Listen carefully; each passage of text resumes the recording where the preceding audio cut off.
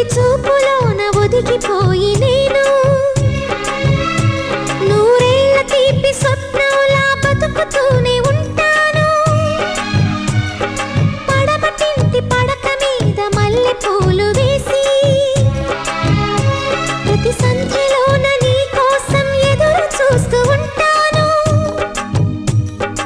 ఎలా చెప్పను ఎలా చెప్పను మూడు నాళ్ళ నిజం నేనని ఈ తీయని జ్ఞాపకాలని మరు జన్మకే పంచి ఇవ్వని ఆ రోజు కోసమే ప్రతిరోజు గడపని క్షమించు నేస్తమా వద్దనవద్దు మనసా ఒట్టు